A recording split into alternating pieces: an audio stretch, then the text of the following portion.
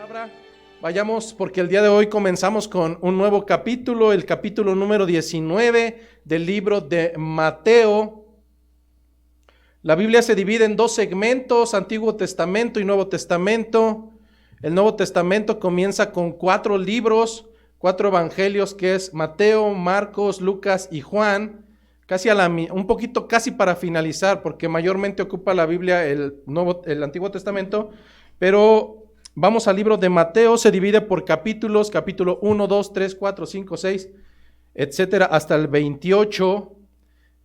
Y específicamente el día de hoy estaremos en el capítulo número 19, versículo 1, y vamos a leer hasta el versículo número 12.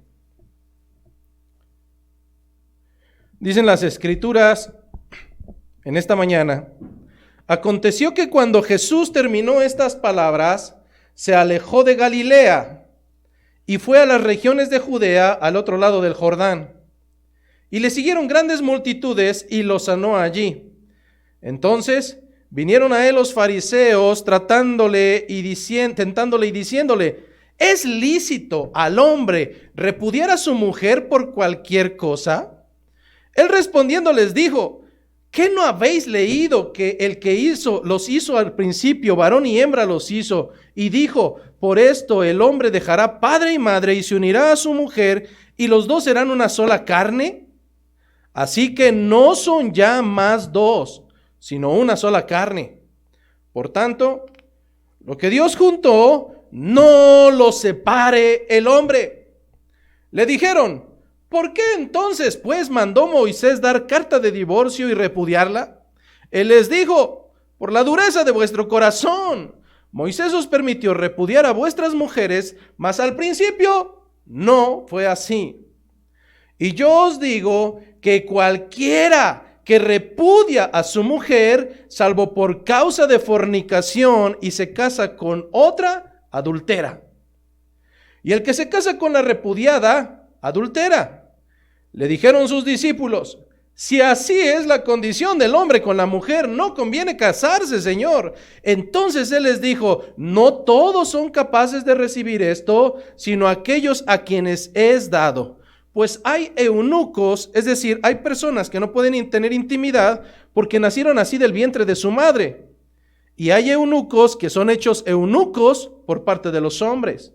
Y hay eunucos que asimismo se hicieron eunucos por causa del reino de los cielos. Así es que el que sea capaz de recibir esto, que lo reciba. Esta es palabra de nuestro Señor. La semana pasada concluimos el capítulo número 18 de Mateo para llevar una exposición secuencial. Y entonces el día de hoy no es una enseñanza apartada. Aunque se va a tratar un tema un poco diferente, realmente no estamos hablando de temas separados. Algo importante que hay que tener en cuenta es que las Escrituras no reflejan cada minuto de la vida de Jesucristo para entretenernos y decirnos cómo fue el Señor. No. Cada uno de los evangelios fue descrito con una intención muy clara, y específicamente el libro de Mateo fue un libro destinado para mostrar a los propios judíos, a los propios hebreos, que en verdad Jesucristo es el Hijo de Dios, aquel que cumple cada una de las características descritas en cada una de las profecías. No puede haber un sesgo. Y en este sentido hemos ido encontrando enseñanzas que son aplicables a nuestras vidas. En algunos otros pensamientos religiosos dirán: vamos a escuchar lo que nos dicen y después salimos y volvemos a comportarnos como cerdos y no pasa nada. No, aquí no es así. Las Escrituras son para ponerlas por obra.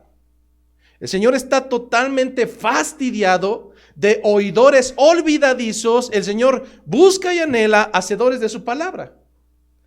De tal manera que el día de hoy las enseñanzas no son para que crezcas en tu intelecto o puedas impresionar a alguien con alguna palabra hebraica. No, no es así. Es para que realmente las enseñanzas de Jesucristo, tú como discípulo, las pongas por obra. Lamentablemente, hay discípulos de Jesucristo que aprenden de Jesucristo, memorizan de Jesucristo y obran como hijo de Satanás. Igual de patético sería que vayas a la universidad, estudies una carrera académica y después te dediques a barrer el piso. No porque sea denigrante, pero entonces todo lo que invertiste en tiempo, en conocimiento y en esfuerzo se está yendo a la basura. Darás muestra entonces de que sigues a un maestro, pero no replicas sus enseñanzas. Lo que nos enseñan las Escrituras no es eso. El Señor va formando y va desarrollando discípulos con la intención de que estos discípulos pongan por evidencia, por muestra, bajo misericordia de Dios, cada una de las enseñanzas que emanan de su propia boca. En el Antiguo Testamento, el libro de Ezequiel nos daba entendimiento al pueblo antiguo que el Señor haría un nuevo pacto con la casa de Israel, haría un pacto en el cual el mismo Señor pondría su espíritu en el corazón de los suyos para que estos anduvieran en sus mandatos y en sus estatutos. En ocasiones pensaremos que esto es por obligación o esto es de la manera en que pudiera yo ser obligado a hacerlo. No, a mí me queda entendimiento que muchos de los que estamos aquí escucharemos la misma predicación, las mismas palabras, las mismas letras, pero sin embargo los comportamientos finales serán muy diferentes. Habrá algunos que tomen las Escrituras para contender, para agredir, para hacer pedazos a otros más, cuando ese no es el fundamento. Algunos otros tomarán las Escrituras para decir, aquel que quiera ser creyente tiene que ser esto y bla, bla, bla.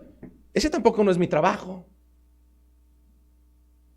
El buen juez tiene que comenzar por su casa. Tiene que comenzar por sus propios pasos. Por tanto, aquel que se sienta fuerte, mire que no caiga. Aquel que quiere exhortar, primero tendrá que evaluar su propia vida. No que esto nos exima de no dar consejo y de no señalar una falta. Pero hermanos, basta de religiosos, basta de gente que insta a todo mundo cuando su vida es un muladar. Si hemos de hacer algo, es comenzar a edificar nuestro hogar, a tomar las riendas sobre aquello que el Señor ha puesto en nuestras manos. Y antes de comenzar a ir a predicar a las calles, antes de comenzar a exhortar a todas las familias, tendré que tener en sujeción mi propia casa.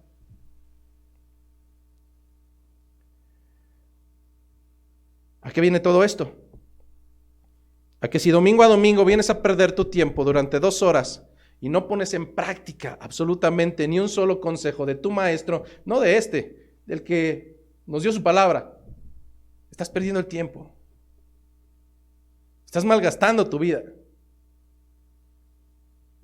Así es que el día de hoy pidamos al Señor para que la enseñanza realmente la llevemos a la práctica. Las semanas antepasadas, en el capítulo número 18, solamente a manera de recapitulación, valga la redundancia, nos hablaba las Escrituras acerca de la estancia de Jesucristo en Galilea durante su ministerio en esta tierra, donde mayormente se centró. Y en ese sentido, todo comenzó bajo una pelea totalmente absurda, como suele haber hoy en día. Los discípulos, los seguidores de Jesucristo comenzaron a pelear entre sí como orangutanes, diciendo, ¿quién será el mayor de nosotros en el reino de los cielos? Ellos estaban discutiendo acerca de algo que en caso de seguir con esa actitud jamás verían. Porque eso era evidencia de soberbia, eso era evidencia de altivez. El Señor, lejos de abofetearlos y de insultarlos y de ponerlos en orden, les dio una enseñanza magistral, tomando a un niño, poniéndolo en medio de ellos y diciéndoles, aquel que quiera ser el mayor en el reino de los cielos, tendrá que ser como este niño, tendrá que aprender a humillarse. Y entonces vemos cómo los parámetros del mundo de liderazgo y de empoderamiento barato no son más que construcciones soberbias de Satanás, cuando la enseñanza del Señor es que cualquiera que quiera ser el mayor en el reino de los cielos tendrá que hacerse como un niño, tendrá que humillarse, tendrá la capacidad de admitir que ha sido falto y seguir caminando ahora en arrepentimiento. Pero lo que dejaban ver los discípulos en ese momento era todo menos humildad. Las cosas no han cambiado mucho a nuestros días. A veces aún en las iglesias seguimos peleando por quién es el favorito de quién. ¿Quién está sobre otro? ¿Quién es superior? Si voy caminando y veo una escoria y veo otra, yo no le veo cuál sea mayor que otra. No hay diferencia. Por eso es importante recordar que en ti no hay nada especial, en mí no hay nada especial. El Señor no pudo haber algo bueno, sino por el contrario. Vio hombres y mujeres totalmente perdidos. Así es que dentro de esas características, ¿quién puede ser el mayor? Ni uno solo. Si estamos en el caminar del Señor es por gracia, es por misericordia y no por otra característica más. Pero esta era la actitud que tenían los discípulos en aquel entonces y fue entonces que el Señor empieza a darles enseñanza y en hacerles mención que dentro de cada uno de ellos como pequeños hijos de Dios, si algo no puede haber es el tropiezo. Bajo el entendido de que sí o sí llegará, pero decía Jesucristo, ay de aquel por quien venga el tropiezo. Por tanto, si tú eres causa de tropiezo, si tú eres causa de que otro de tus hermanos, de los pequeños, peque, más te valdría atarte una piedra de molino de asno al cuello y lanzarte al fondo del mar. Parafraseando, si tú llegas a ser causa de tropiezo para alguno de los de la familia, más valiera que te matásemos. Y en una muerte que asegure que nunca más vas a regresar. Suena fuerte. Y es entonces cuando hoy la generación de cristal dice, ay, esos cristianos, qué rudos son. Ay, rudo Jesucristo. Y aún así les dijo a sus discípulos, ¿alguno de ustedes también quiere irse? Pero entonces la palabra no es para entretención, sino para venir a confrontación de nuestras faltas y caminar conforme a la voluntad del Señor. Porque por un lado existen los parámetros del hombre, por otro existen los parámetros del Señor. ¿A qué viene esto? Más adelante lo volveré a mencionar. Y en este sentido, cuando el ser humano menosprecia a uno de los hijos de Dios porque no es sabio, porque no es inteligente, porque no es como yo, mientras nosotros damos muestra de que nuestra paternidad no es de Dios, al tener ese tipo de actitudes, lo que sí sucede es que hay un mandato del Señor en el cual les dice que donde tú ves desprecio, los propios ángeles que están en los cielos, cada que voltean a ver a uno de los suyos, ven el rostro del Padre que está en los cielos. Por algo sencillo, tú no pagaste el precio de su salvación. Tú no eres capaz ni siquiera de hacer el pago por lo tuyo. Pero cada uno de los hijos de Dios es comprado a precio de sangre, a precio de cruz. Y entonces podremos libertarnos de la ocasión de pecar. Sí, claro. La enseñanza semanas pasadas decía Jesucristo, por tanto, si tu mano, tu ojo, tu pie, si alguno de tus miembros te es ocasión de pecar o de hacer caer a otro en pecado, mejor córtalo, lánzalo. Más te valdría llegar al cielo mutilado que no llegar. Estaba hablando de manera literal, no lo creo.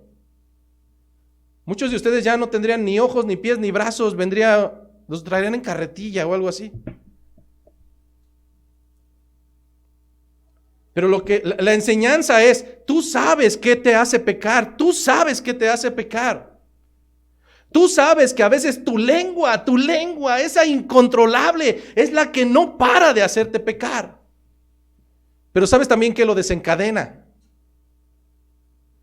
Tú sabes que la internet, la pornografía te hace pecar. Sabes que lo desencadena. Por tanto, si eso te es ocasión de pecar, córtalo, lánzalo. A veces a nuestros propios familiares que son inconversos son ocasión de pecar. Pero insistimos en estar ahí, porque nosotros somos Dios. No, nosotros no somos Dios.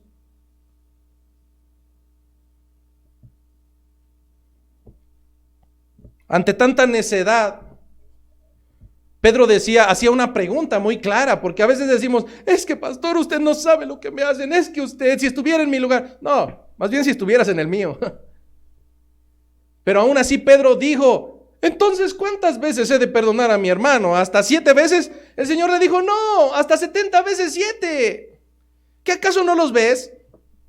Son necios, son soberbios, son testarudos, están en proceso de santificación. A veces será necesario hasta 70 veces 7. No habla de solapamiento, está hablando de la característica natural que proviene de Dios. La pregunta es, ¿cuántas veces el Señor a ti te perdona por día? Y a veces tú en tu soberbia no puedes perdonar. Finalmente la semana pasada ponía un ejemplo el Señor diciendo, tratando de decir o parafraseando, si no entiendes te voy a poner un ejemplo. Y decía, había un rey, el cual encontró a uno de sus siervos, el cual le debía mucho dinero, mucho dinero. Hablábamos de que eran 10,000 monedas, cada una equivalente a 34 kilogramos de oro. Era un lano, no, haciendo las cuentas veíamos que ni siquiera en 3-4 vidas lo hubiera podido pagar. Sin embargo, suplicó delante del rey y el rey le perdonó todas sus deudas y le dijo, ya, camínale, ve, todo te es perdonado. Pero entonces sale este siervo que había sido perdonado y empieza a caminar y se encuentra a uno de sus amigos, un consiervo, el cual le debía una baba que hubiera podido pagar en 2 meses, 3. Sin embargo, le dijo, págame lo que me debes. Y le dijo, perdóname, dame tiempo. No te voy a dar tiempo, métanlo a la cárcel porque no me paga lo que me debe. Dice la parábola de la semana pasada con la cual concluimos que entonces los consiervos alrededor se entristecieron al ver una actitud de prepotencia cuando él había recibido tanta misericordia. Enterándose el rey, entonces las cosas se descontrolaron. Y aquel siervo que había sido ya perdonado fue mandado a la cárcel hasta que pagase el último centavo. ¿Sabes cuándo lo iba a pagar? Jamás. No era capaz. No tenía posibilidades. Entonces el día de hoy el tema no es muy ajeno. Seguimos en la misma línea. La capacidad de perdonar. Bajo el entendido de que hay parámetros humanos y decimos, es que yo perdono, pero no olvido. No, eso no es perdonar. Eso es hacerte tonto. El perdón olvida todo y nunca más lo vuelve a traer a cuenta. Luego entonces comienza el texto bíblico del día de hoy, Mateo capítulo 19, versículo 1, de la siguiente manera. Aconteció que cuando Jesús terminó estas palabras, ¿cuáles palabras? Las de la parábola de los 2 deudores. Se alejó de Galilea y fue a las regiones de Judea, al otro lado del Jordán, y le siguieron grandes multitudes y los sanó allí. Entonces la historia del día de hoy comienza ya no al norte, es decir, en Galilea, ahora comienza en los alrededores de la región oriental del Jordán, y comienza en algo que los teólogos han conocido y conocen hasta el tiempo de hoy como el tiempo de retiro de Jesucristo, el cual se tiene noción que fue en una región en Perea, aunque no es total certeza, pero estamos hablando de que en la historia de Jesucristo estamos en el momento previo, casi a unos momentos de que Jesucristo entregue su vida, de que sea destrozado en una cruz, de que sea clavado en sus manos, en sus pies y sea muerto a causa tuya. Sin embargo, Dios es Dios, Jesucristo es Dios. Pero esto no le impidió, de acuerdo al primer segmento, que siempre estuviera dispuesto a sanar y a su amor, a mostrar su amor que sobrepasa todo límite. ¿Qué pasaría si tú estuvieras condenado a muerte y te dijeran, ¿sabes qué, Juan? En 1 hora tú vas a morir. Si llegara y te pidiera un favor, ¿qué me dirías? No puedo porque... O tal vez me responderías, ¿qué no sabes que estoy a punto de morir y tú pidiéndome que te haga un favor? Y es que a final de cuentas la naturaleza de cada ser humano, la naturaleza de su corazón siempre saldrá a flote. Lo que estamos percibiendo es que Jesucristo, siendo Dios, sabía que estaba a punto de morir y aún con ello, yendo a una región lejos de Galilea, su naturaleza no cambia, no muta. El Señor sigue sanando a los enfermos. El Señor sigue extendiendo su misericordia. Ante tanta bondad, lo primero que vendría a mi mente es, todos deberían de amar a Jesucristo. La realidad nunca fue así y la historia sigue sin cambiar. Aun cuando había gente que era agradecida ante tanta magnificencia, de la misma manera había otros presentes que delante de tanta magnificencia parecía que mientras otros le amaban, otros le odiaban cada vez más. La muestra son los fariseos y son los escribas que se mencionan a cada instante. Así es que para que no los extrañes esta semana, nuevamente vuelven a hacer su aparición haciendo gala de su espíritu hostil, anticristo. Dice el versículo número 3, entonces vinieron a él los fariseos tentándole y diciéndole, ¿es lícito al hombre repudiar a su mujer por cualquier causa? Pastor, es que no le entiendo. Bueno, hay una versión mucho más latina que traduce este mismo versículo de la siguiente manera. Versículo número 3. ¿Está permitido que un hombre se divorcie de su esposa por cualquier motivo? ¿Está permitido que un hombre se divorcie de su esposa por cualquier motivo? En principio vemos que esto realmente a los fariseos no les interesaba tener una respuesta de Jesucristo. La intención de los fariseos era tratar de ridiculizar delante de los hebreos a aquel que se decía ser el Mesías. Así es que contextualmente es importante tener noción que esta pregunta ni siquiera la pudiera haber respondido un judío. Por varias razones que más adelante mencionaremos, pero la esencial es que ni siquiera ellos tenían un punto común para saber en qué casos sí se podría divorciar una persona de su esposa y en qué casos no. Pero especialmente la pregunta iba referida a un mandato del Antiguo Testamento que se dio en el libro de Deuteronomio, capítulo número 24, versículo 1. Vayamos a nuestras escrituras para corroborar que es así. ¿Dónde se encuentra el libro de Deuteronomio? Es el quinto libro, comenzando de las escrituras. Primero encontrarás Génesis, después Éxodo, después Levítico, Números, Deuteronomio. Génesis, Éxodo, Levítico, Números, Deuteronomio. Y ahí en Deuteronomio buscaremos el capítulo número 24, versículo 1.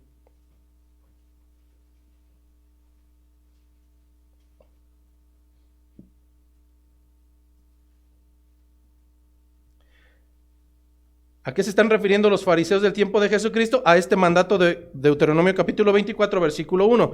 Dicen las escrituras, cuando alguno tomare mujer y se casare con ella, si no le agradare, wow, esta palabra está fuerte, ¿verdad? Hasta aquí muchos de nosotros dijéramos, hoy mejor me hago judío. No, pero no termina ahí. Fíjese, cuando alguno tomare mujer y se casare con ella y no le agradare por haber hallado en ella eruat dabhar, si no le agradare por haber hallado en ella eruat dabhar, le escribirá carta de divorcio y se la entregará en su mano y la despedirá en su casa. ¿Por qué ir a la raíz hebrea? ¿Acaso me estoy volviendo hebraico, judaico? No. Pero la palabra original que se utiliza en este segmento es la palabra eruat dabhar. Eruat dabhar, que se traduce o significa como una cosa escandalosa. Ahora, repitamos nuevamente, dice, cuando alguno tomare mujer y se casare con ella, si no le agradare por haber encontrado en ella una cosa escandalosa, le escribirá carta de divorcio y se la entregará en su mano y la despedirá de su casa.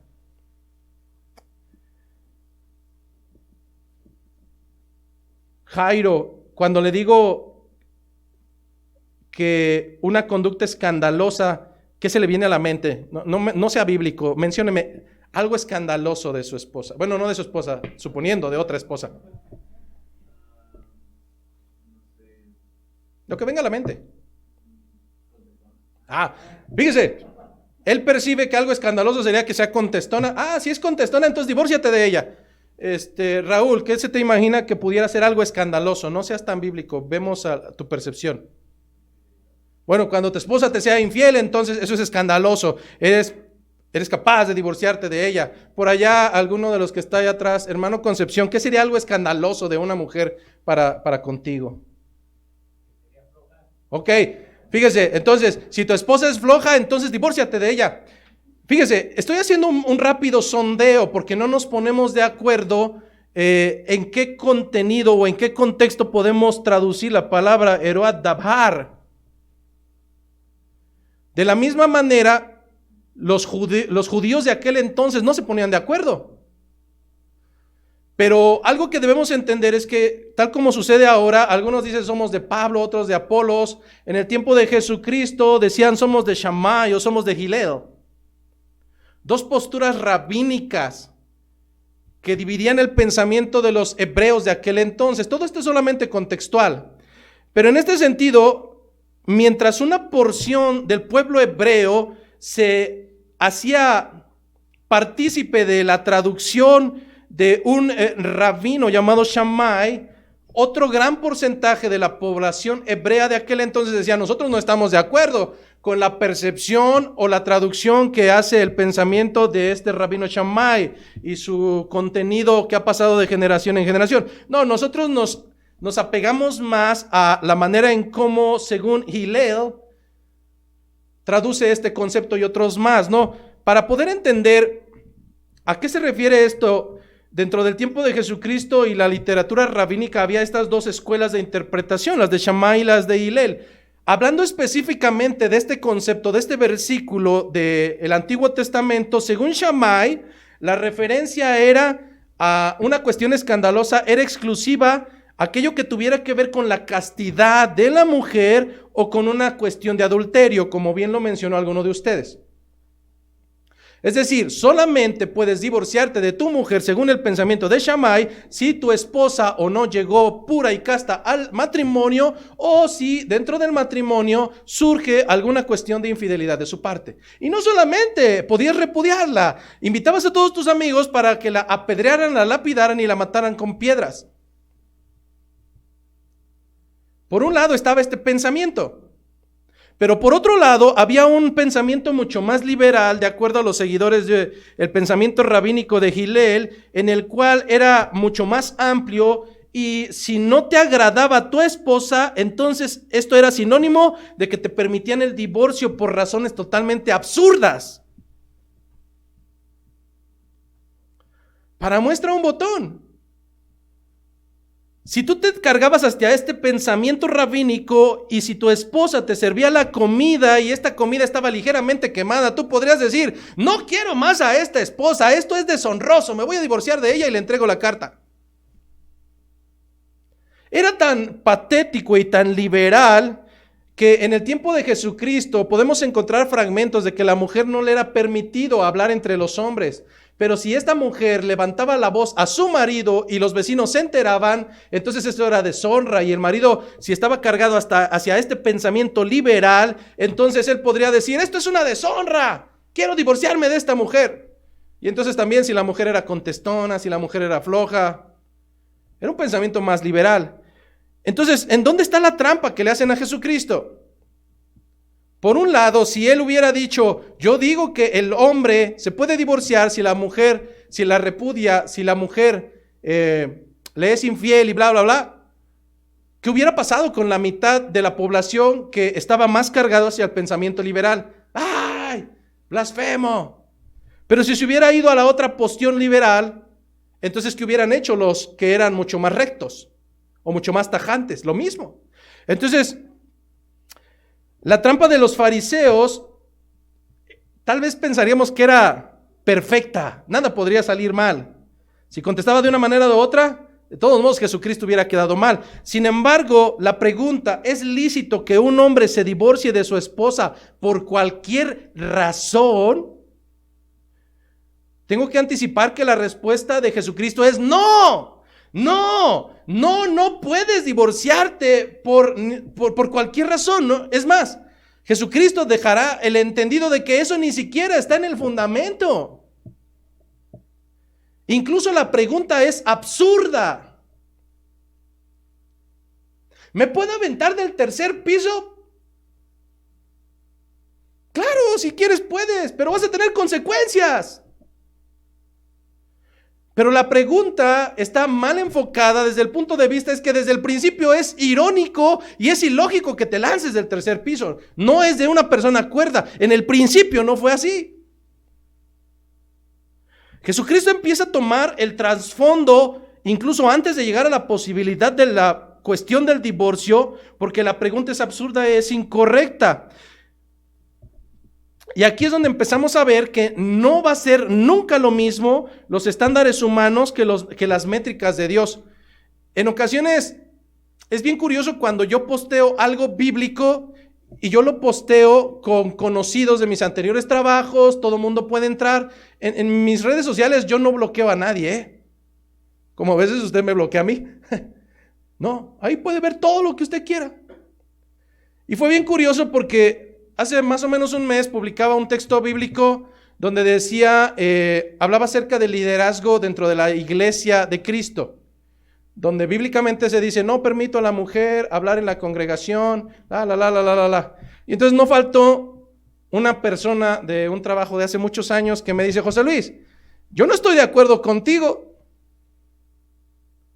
Dice, casi siempre estoy de acuerdo con lo que publicas, pero en esta ocasión, sí, no estoy de acuerdo contigo, porque hay mujeres capaces, Mi respuesta fue, yo no espero que estés de acuerdo conmigo, porque en primer este texto no es mío, es de Dios. Así es que si con alguien no estás de acuerdo es con Dios, no conmigo. No, entonces sí. Bueno, lo mismo te voy a decir a ti. Lo que hablaremos durante esta mañana, no pretendo que estés de acuerdo conmigo, ni siquiera me interesa tu opinión. De la misma manera que no debería de interesarte mi opinión, porque no voy a exponer mis pensamientos, expondré lo que bíblicamente escrito está y que es correcto a la luz del pensamiento de Dios. Por tanto, en otros lugares a donde vayas te dirán, oiga, ¿puedo divorciarme de mi esposa? Y te dirán, a ver, cuéntame, a ver qué te hizo. Ay, es que me maltrata y me dice. No, sí, divórciate. En iglesias cristianas. Aquí si tú vienes llorando, chillando y me dices, ¿puedo divorciarme? Y yo te digo, no, absolutamente no puedes divorciarte. Es que usted no sabe, no me interesa. Las escrituras me dicen que no hay una opción para separar lo que Dios ha unido. Vamos más adelante, todavía no me eches ojos de papa molesta. Tranquilo. Pero lo primero que quiero dejar claro es que sí o sí hay parámetros humanos y tú te puedes medir por ellos. Pero será muy barato. Si vas a medirte, mídete bajo los parámetros y las métricas de Dios. Eso sí es hermoso. Porque al final de tu camino no tendrás que darme cuentas a mí, ni a tu papá, ni a tu mamá. Tendrás que dar cuentas delante de un Dios vivo y de acuerdo a sus parámetros. Y créeme que no va a estar tu compa, ni tu comadre, ni tu amiga que te hizo pecar para decir fue ella. No, tú tendrás que dar cuentas. En este sentido, lamentablemente hoy las métricas humanas son justificantes al decir, ¿por qué te divorciaste? Bueno, en primera por desconocimiento, y eso es normal. Cuando terminó el primer culto se me acercaron 2 o 3 personas y me hacían preguntas. Y me decían, bueno, pero es que yo lo hice, yo no sabía. Ejemplo, esta calle, imaginemos que no tiene una flecha, no sabemos hacia dónde es el sentido, no hay una reglamentación. Supongamos que esta es una zona semirural y todo el mundo por costumbre no avanza hacia acá, sino hacia allá. Pero un día fortuito se empieza a mejorar la colonia y la legalidad llega y entonces nos declaran que a partir de ese día ponen una flecha y a lo que estábamos acostumbrados para ir para allá, entonces ahora ya hay flechas por todos lados que nos dicen que no, que el camino es hacia allá. Mientras tú entraste por esa avenida sin tener conocimiento, puede haber una excusa. Estabas obrando y actuando por falta de conocimiento, pero a partir de que empiezas a conocer la ley y a partir de que empiezas a caminar conforme a los estatutos de Dios, no hay justificación. O eres transgresor o eres obediente. Entonces, antes de que llegue la pesadez a tu corazón y decir, es que en 1492 yo no era cristiano y me divorcié, tranquilo. Pero hoy por hoy, si empiezas a caminar bajo lo que conoces, ahora sí había un problema. Entonces, hoy es común, bajo la falta de conocimiento, decir, oye, ya me divorcié, ay, qué padre, ¿por qué te divorciaste? Pues es que se acabó el amor. ¿Cómo? O sea, ¿el amor es como un bolillo? No entiendo. ¿El amor es como un refresco? Es decir, te tomaste la última gota y eso ya es justificante para que hagas lo que hiciste. No. Si le dijeras al Señor que el amor es un sentimiento, se burlaría en tu cara. El amor es un compromiso. Cuando tú estás con una persona y creo que no te pusieron un rifle en la cabeza, fuiste y amorosamente firmaste un documento en el cual decías que estarían juntos en la salud y en la enfermedad. Lo prometiste. Que estarían juntos en la riqueza y en la pobreza. Que estarían juntos a través de los problemas. Que nada ni nadie los separaría, solamente la muerte. Y ahora me dices que la justificante es que el amor se acabó. ¿De dónde lo sacaste? No, no se acaba el amor. El amor es una decisión. El amor es cumplir mi promesa. A mi esposa le hice una promesa y es que hasta el último de nuestros días, sean los de ella o los míos, cumpliré mi promesa de estar junto a ella y amarla y respetarla. No se acaba el amor, se acaba la validez de mi palabra. Quedo como un patán. Lo que se termina es la falta de compromiso. No se acabó el amor, se acabaron la intención de cumplir su palabra. Quedaste mal. No, pastor, es que somos incompatibles. Bueno, yo también soy incompatible con mi esposa. Hay cosas que no me agradan de ella, hay muchas cosas que no le agradan de mí. Pero aprendemos a soportarnos porque hicimos un compromiso y porque si tenemos un Dios que cumple sus promesas, ¿quiénes somos nosotros para no hacerlo? No, pastor, es que usted no me está entendiendo. Lo que sucede es que las cosas no funcionaron. Pues si no funcionaron, éntrele a la antigua. En la antigua, cuando un radio se rompía, le parchaban ahí con tela adhesiva, con acero, con alambre recocido y se veía horrible, pero seguía funcionando. El matrimonio no es para tirarse a la basura. El matrimonio es para cumplir tus promesas y si hay que repararlo, lo repararemos, pero esto tiene que ser digno delante del Señor. Pero lo más triste es que hoy incluso la gente ya no hace compromisos. A veces dicen, es que ya somos países desarrollados. ¿Países desarrollados? Mira, si salgo a la calle y veo una jauría de perros, si a un perro se le antoja tener intimidad con una perra, lo hace. Y después de esa, si se le antoja, va con otra. Ellos responden conforme a sus instintos, no conforme al cerebro. Se supone que la diferencia entre nosotros es esa. Así es que, no, tener un corazón de condominio no es de persona desarrollada, es de alguien retrógrada, que va en contra de los postulados de Dios. Lo más fácil es hacer lo que hacen los animales, meterte con cualquier hembra. Eso es fácil. Lo complicado es ser fiel. Lo complicado es cumplir tus promesas. Así es que, por anticipado, quiero decir que no voy a estar hablando de las métricas del hombre. No hace muchos días una persona me decía, yo no estoy de acuerdo con usted, no comparto su punto de vista. Yo le dije, no me interesa porque no es mi punto de vista, es lo que escrito está. Así es que, lejos de ir, si el punto fuera ir al tema del divorcio, lo que hace Jesucristo es lo contrario. Él comenzó a responder desde el fundamento. Dice el versículo número 4 del tema base. Él respondiendo les dijo, ¿no habéis leído que el que los hizo al principio, varón y hembra los hizo? Y dijo, por esto el hombre dejará padre y madre y se unirá a su mujer y los dos serán una sola carne. Así que no son ya más dos, sino una sola carne. Por tanto, lo que Dios juntó, no lo separe el hombre. ¿Te puedes imaginar a esos fariseos, conocedores de la ley, con su Pentateuco bajo del brazo? Y el Señor, ellos querían ridiculizar, salieron ridiculizados. ¿Acaso no saben tanto y acaso no han leído? ¿Acaso no han leído que al principio el Señor los hizo varón y hembra y los unió y les dijo, dejarán a su padre y a su madre y se unirán en una misma carne y ya no serán dos, sino serán uno solo? ¿Acaso no lo han leído?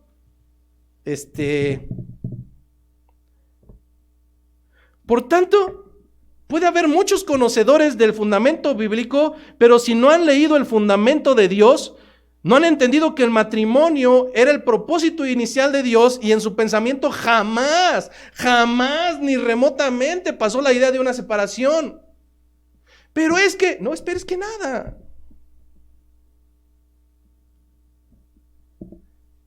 Jesucristo, como buen hebreo y conocedor de las Escrituras, siendo Dios, estaba haciendo referencia al libro de Génesis. Vayamos allá para corroborar.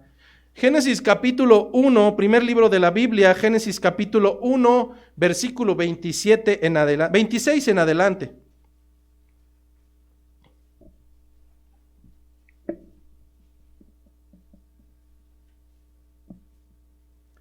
Es bien curioso que gente que dice, ¿cómo ustedes creen en un libro que se confronta y que se contradice? Bueno, ¿has leído la Biblia? No, pero... bueno. Vamos a ver, Jesucristo estaba hablando acerca de esto. Génesis capítulo 1, versículo 27, dice, 26. Entonces dijo Dios, hagamos al hombre a nuestra imagen, conforme a nuestra semejanza, y señoree en los peces del mar, en las aves de los cielos, en las bestias, en toda la tierra, y en todo animal que se arrastra sobre la tierra. Y creó Dios al hombre a su imagen, a imagen de Dios lo creó, varón y hembra lo creó. ¿Qué creó el Señor? ¿Varón y varón? No. No, creó hembra y hembra porque... No. Es que lo que estoy tratando de decirte es que no son las métricas y jamás serán las métricas iguales las del hombre que las de Dios. Podrás estar de acuerdo con todo el universo y podrá hacerse una ley, pero dentro de la ley del Señor hay cosas que son abominación por más desarrollado que quieras hacerte. Jesús estaba haciendo referencia a los fariseos que habían olvidado que al principio el creador no fue el hombre, el creador fue Dios. Y en el inicio Dios creó varón y creó hembra. Ahí mismo en ese libro, más adelantito en el capítulo número 2, versículo 18 en adelante, nos sigue narrando acerca de esta hermosa creación. Génesis 2, 18 al 23. Y dijo Jehová Dios, no es bueno que el hombre esté solo. Solterillos que andan ahí de, yo no me voy a casar. No es bueno que el hombre esté solo. Le haré ayuda idónea para él. ¿Qué le hizo? ¿Patrona idónea? No. ¿Esclava idónea? Tampoco. Le hizo ayuda idónea.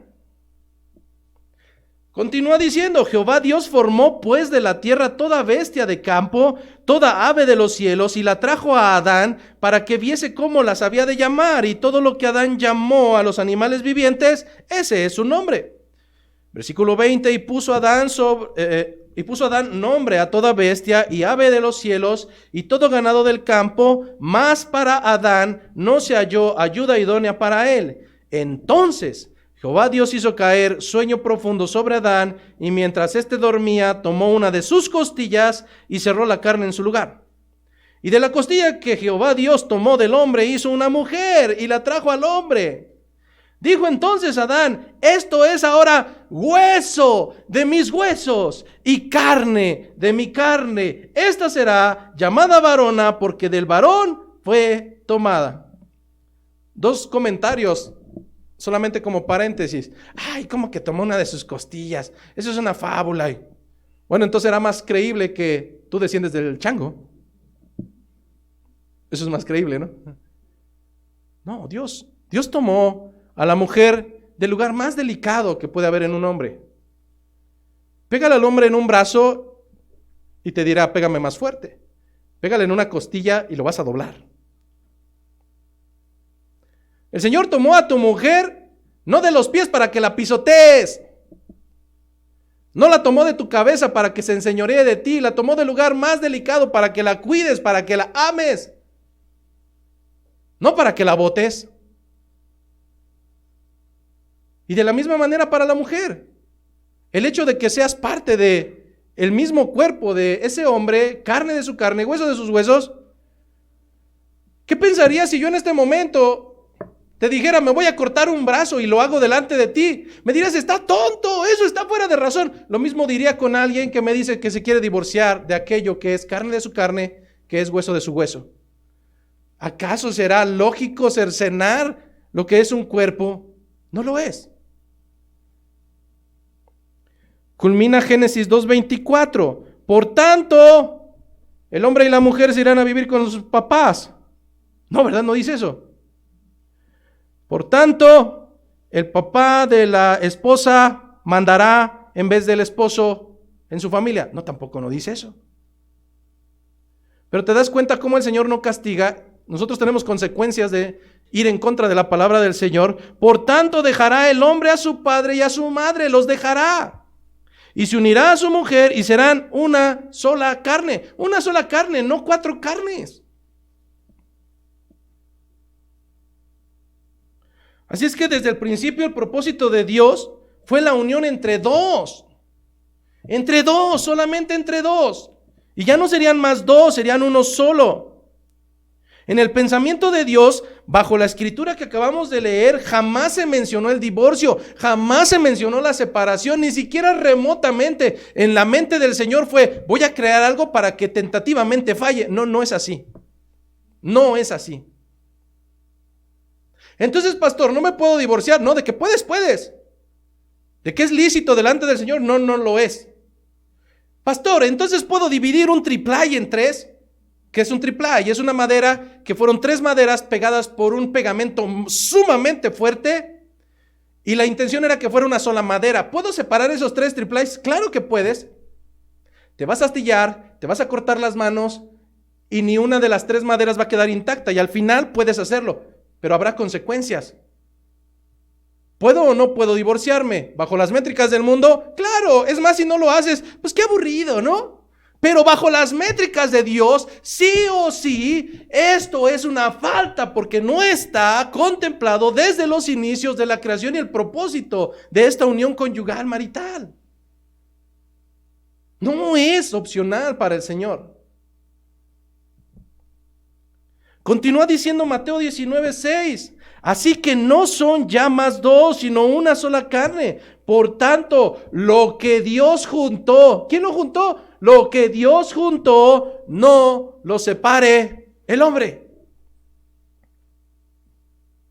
Algo que debes de comprender, seas casado, seas soltero, hayas cometido algún error en tu pasado, lo primero que te debo de decir es que si hoy por hoy tu situación es una, así mantente, como el Señor te haya encontrado, pero caminando en obediencia. Sé que para algunos tal vez que en el pasado haya sucedido cosas y diga, híjole, entonces ahora ¿qué tengo que ir a hacer? Porque mi esposo o mi esposa ahora ya tiene otra familia, voy y desato aquella familia y me lo traigo. No, no.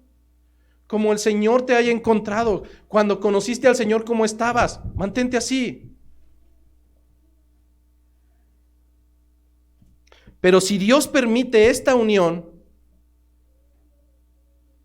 entonces esto es una institución divina. No es de hombre. Proviene y es por gracia. Por cuanto el matrimonio es un don de Dios, proviene de Él, de su pensamiento, entonces el matrimonio es un estado totalmente honroso para cualquier creyente. Por tanto, que ningún hombre se separe de lo que Dios ha unido.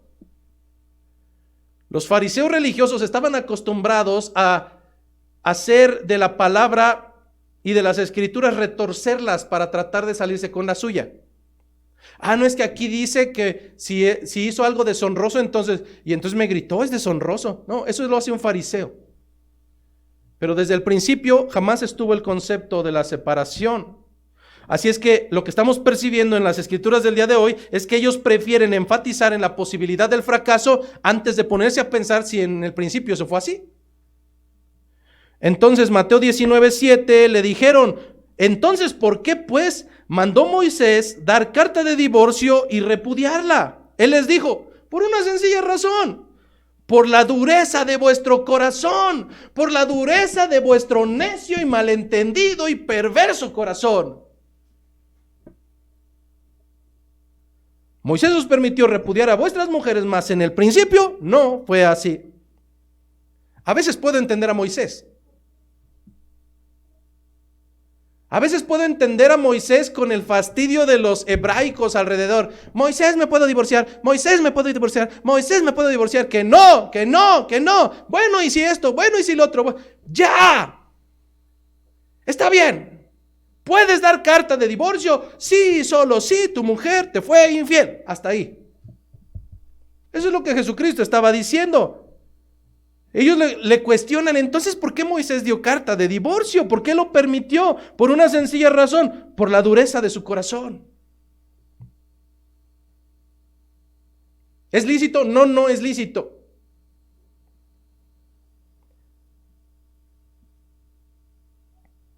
Lo lamentable es que las cosas no han cambiado mucho. En la actualidad, habrá algunos de ustedes que me digan, pastor, no estoy de acuerdo con usted. Y es que no se trata acerca de eso, se trata acerca de estar alineados a las Escrituras, porque usualmente cuando alguien dice no estoy de acuerdo con usted, no está de acuerdo con mi necio corazón. Pero ¿te imaginas un evangelio que fuera hecho para cada persona? ¿Te imaginas que esto fuera un club social donde tengo que darle gusto a cada patán que llega y me dice, es que yo no puedo a las 8, pero sí puedo a las 9, y a mí póngame a las 11, y entonces a mí regréseme atrás? Ay, ¿cómo que me va a cambiar? Y las alabanzas no me gustan, ponga de otra. A ver. La iglesia no tiene que modificarse para cada uno de ustedes. Usted sí tiene que alinearse, no a mi fundamento, al fundamento de Dios. No es que haya otros evangelios, dijo Pablo en el libro de Gálatas, sino que habiendo algunos entre ustedes que quieren molestar, han traído otro evangelio. El evangelio uno es. Así es que no hablamos de tu percepción ni de la mía, hablamos de lo que escrito está y que son las métricas del Señor.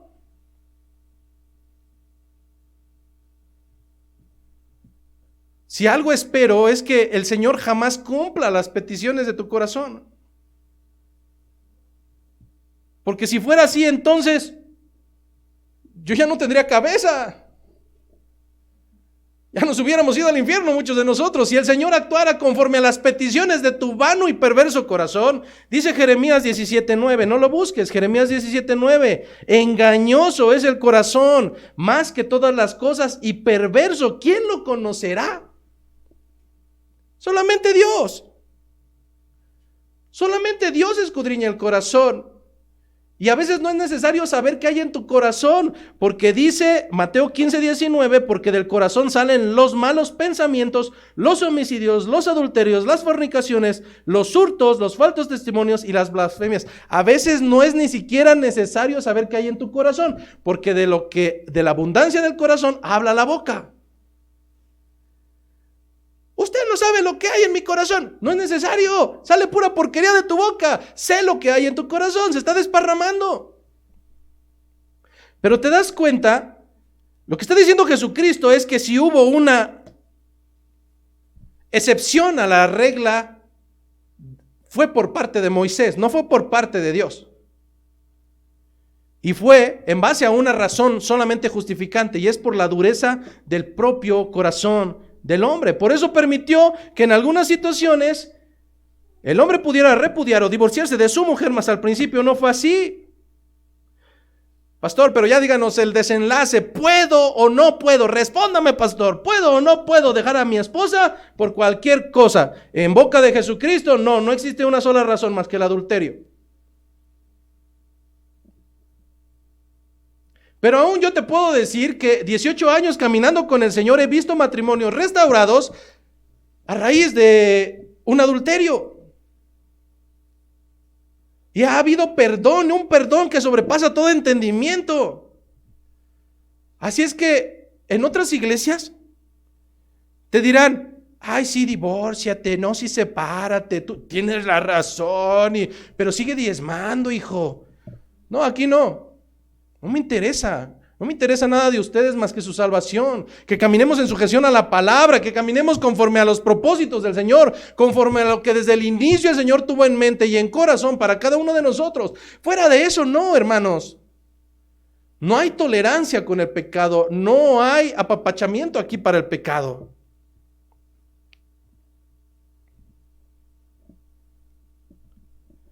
Pero si aún en la dureza de tu corazón insistieras en proceder a un divorcio, En palabras hoy modernas, a volver a hacer tu vida. En palabras del mundo hoy, a encontrar tu verdadero amor. Lo más preocupante es que a cada 5 minutos encuentran a su verdadero amor. ¿Están ciegos o qué pasa? No, es la dureza del corazón. No es el horóscopo, no es el contexto, no es lo que te hicieron. Es la perversidad del corazón la que sale a flote. Y en este sentido, Jesucristo deja claro que cualquiera que deja a su mujer y se junta con otro, a eso se le llama adulterio, a eso se le llama pecado, y eso es una relación sexual que no es permitida por el Señor. Eso no es correcto, es pecado. Así es que, como de costumbre, los que querían ridiculizar terminaron ridiculizados, y a partir del versículo 16 ya no aparecen más en escena. Seguramente se fueron corriendo por ahí como perrito con las colitas entre las patas. Lo que nos narra el versículo 10 es ahora una escena dentro de una casa, y dice que entonces le dijeron sus discípulos: si entonces es así la condición del hombre con su mujer, si no va a tener la posibilidad de botarla, pues entonces no conviene casarse, Señor. ¡Wow! Los discípulos otra vez haciendo gala de su falta de entendimiento. Los discípulos: si es así la condición del hombre con su mujer, entonces no conviene casarse, Señor. Lo mismo piensan algunos jóvenes hoy. Para estar así como mi papá y como mi mamá, pues entonces mejor no me caso. ¡Wow! ¡Qué necio eres! Eso es lo más chistoso que puedo escuchar hoy. Cuando me llegan a preguntar: oiga, ¿usted es casado en el trabajo? Hay gente que se quita el anillo, ¿no? Y más en las empresas. Usted es casado, ¿verdad? Sí, claro. Felizmente casado. 18 años hermosos de matrimonio. ¿Acaso no se pelean? Sí, claro. Y es tan precioso pelearse porque después viene la reconciliación. Así es que, en experiencia con matrimonios, yo les puedo decir que aun cuando en Querétaro se casan ya pocas personas, pero las estadísticas aún la semana pasada decían que del 100% de las personas que se casan en Querétaro, el 51 o 52% se divorcia prontamente. Aún con ello te puedo decir que por cuanto el matrimonio proviene de Dios y es por gracia, es lo más hermoso que te puede suceder en la vida, joven. Es lo más hermoso que puedes experimentar en esta estancia en la tierra. ¿Habrá peleas? Sí, claro. Pero lo que te puedo decir es que mejor, de acuerdo al libro de Eclesiastés, mejor son 2 que 1. Porque si uno cae y está solo, ¿quién le va a levantar? Mas si uno cae y viene el otro y le levanta, mejor son 2 que 1. Porque 2 tienen mejor paga que uno solo.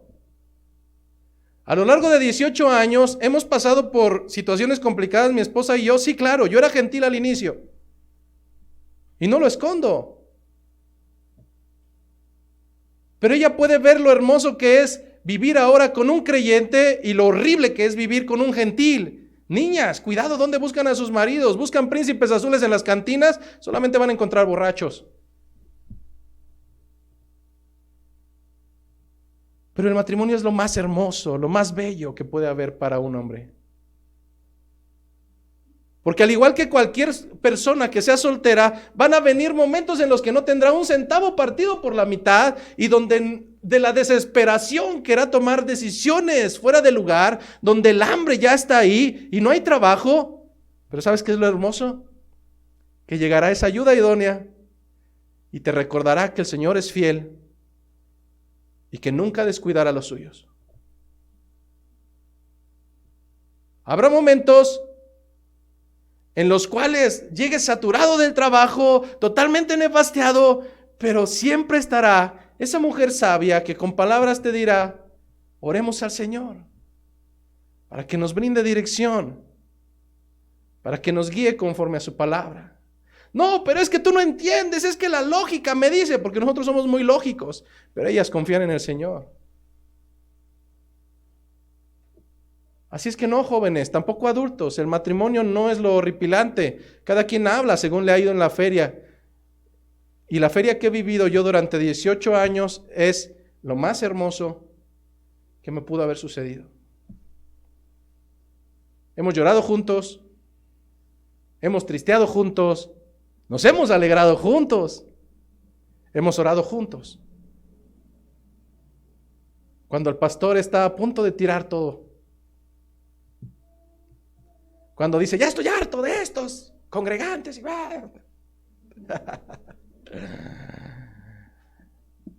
Siempre estará esa hija de Dios que me recuerda que hay un llamado y que tenemos que pedir fuerzas a quien nos las dio. Así es que sí, el matrimonio, por cuanto proviene del Señor, es lo más hermoso. Y más aún cuando lo vives conforme a sus postulados. Pero entonces los discípulos dijeron, cuando dijeron, entonces no es bueno casarse, no es bueno estar así. Versículo 11, entonces Él les dijo, no todos son capaces de recibir esto. Traducción, no todos son capaces de entenderlo, sino aquellos a quienes les es dado. Traducción, no todos serán aptos para comprender que el matrimonio es una bendición. No a todos se les dará la sabiduría que proviene de Dios para comprender que el matrimonio es lo más hermoso que el Señor nos puede entregar. No a todos les será revelado estos misterios, sino a aquellos a quienes Dios se los quiera revelar y en el tiempo que Él lo quiera revelar. Si nosotros recordamos el libro de Romanos 9:15 nos dice, pues a Moisés dice, tendré misericordia de que yo tenga misericordia y me compadeceré del que yo me compadezca. Eso lo dice Dios. Así que no depende del que quiere ni del que corre, sino de Dios quien tiene misericordia. Proviene por gracia. Aún el matrimonio proviene de Dios. Fue creación de Él. Por tanto, el cumplimiento fiel de las responsabilidades de un matrimonio requiere la gracia de Dios. Y esta gracia proviene de Él. Sin esta ayuda divina, es imposible el verdadero matrimonio que pueda glorificar a Dios. Matrimonios hay cientos, hay millares, hay miles de millones. Matrimonios que glorifiquen a Dios, solamente aquellos que se sujetan de Dios para obrar conforme a su palabra. Pero luego entonces, pastor, respóndame de una vez por todas, respóndame por una vez por todas. Aquí en esta iglesia, ¿puedo abandonar a mi esposa? Por supuesto. Por supuesto que si tú eres un verdadero cristiano, podrás abandonar a tu esposa cuando Jesucristo abandone a la suya. Por supuesto que si eres un verdadero creyente, podrás abandonar a tu esposa cuando tu maestro abandone a la suya. ¿Cuándo lo va a hacer? Jamás. Y quiero culminar con esto, Efesios capítulo 5, versículo 21 en adelante. Efesios capítulo 5, versículo 21 en adelante.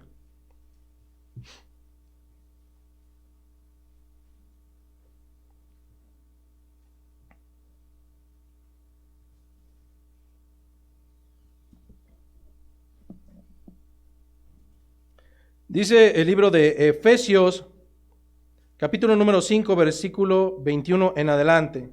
Someteos unos a otros. ¿Entonces voy a ser esclavo? No, fíjate, termina. Someteos unos a otros en el temor de Dios.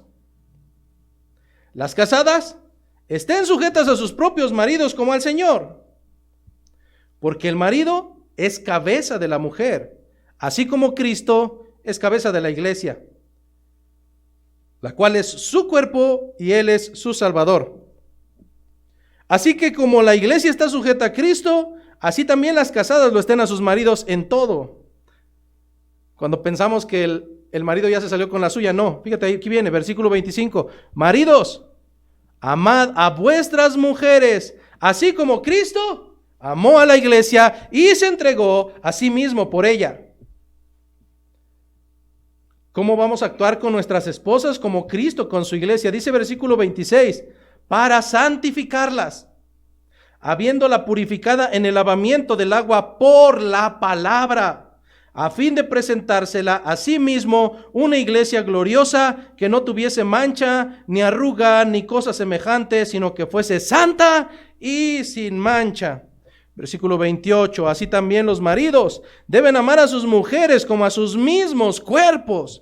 El que ama a su mujer, a sí mismo se ama, porque nadie aborreció jamás a su propia carne, sino que la sustenta y la cuida, como también Cristo a la iglesia, porque somos miembros de su cuerpo, de su carne y de sus huesos.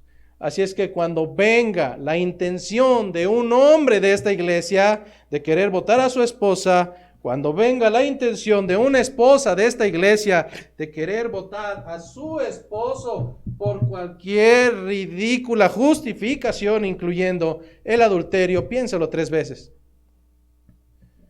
Piense que el ejemplo que usted ha recibido de Dios no es ese. ¿Cuántas veces hoy, solamente el día de hoy, has blasfemado contra el nombre de Dios? Y aún con eso Él te tiene paciencia, su amada iglesia. Y aún con eso el Señor te sigue teniendo misericordia. Y por cuanto Él prometió que no te abandonaría y que te amaría por el resto de tus días, hasta el día final, de la misma manera, las Escrituras nos instan a que amemos a nuestras esposas. No importa qué tan gravosas, no importa qué tan ruidosas, no importa qué tan chillonas. Hicimos una promesa.